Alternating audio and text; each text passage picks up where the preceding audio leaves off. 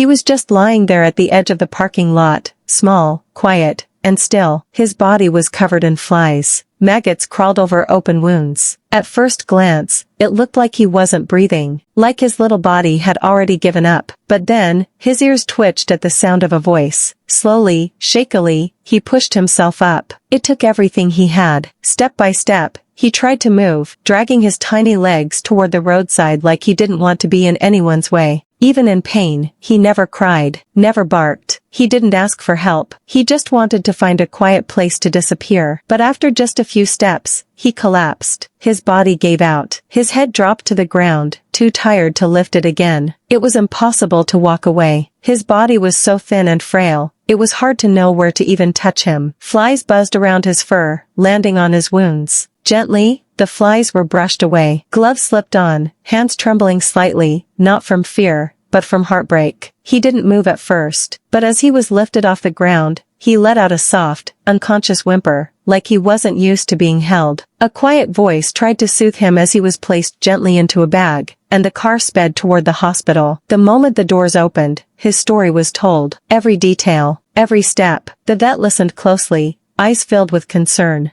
Then came the exam. The little dog's body was a mess of injuries, cuts, infections, and one eye, completely blind. The damage was so severe that the doctor hesitated. Surgery would be risky. The chance of survival was low. But even as the doctor explained the risks, the little dog showed something else. He tried to lift his head. When food was offered, he weakly licked at it, trying to swallow, as if he understood that someone had finally chosen to fight for him. That was all it took. The vet team went to work right away. They cleaned his wounds, treated the infections, and carefully removed the maggots. 3 deep holes had already been eaten into his skin. It was almost too late, but it wasn't. Not yet. He stayed at the hospital, surrounded by kind hands and gentle words. The next morning, his eyes were more alert. He could lift his head. He even wagged his tail, just a little. That spark of life was growing stronger. He ate his meals without needing to be coaxed. He took his medicine quietly. Every small thing he did felt like a small miracle. By the 3rd day, he was eating well. His wounds stopped spreading. His fur was still patchy, and the pain hadn't gone completely, but the light in his eyes had returned. He was alive. He was trying. Each day brought more healing. On the 6th day, the vet smiled. The wounds were finally closing. The infection was under control. He would never see again with one eye,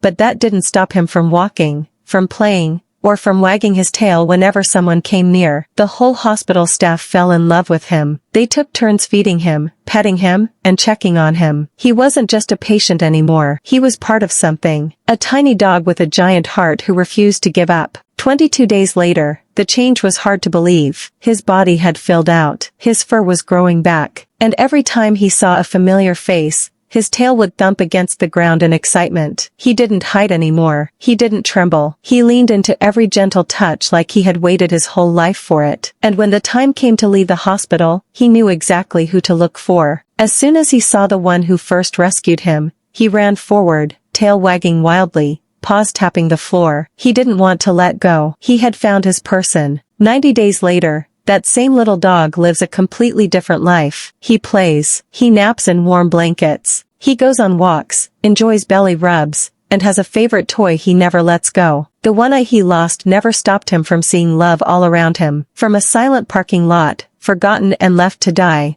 to a home filled with care, warmth, and second chances. His body healed, but even more so, his heart did. He didn't just survive, he came back to life. Thank you for being here for his story. Don't forget to like, comment, and subscribe for more rescue stories full of hope, healing, and love.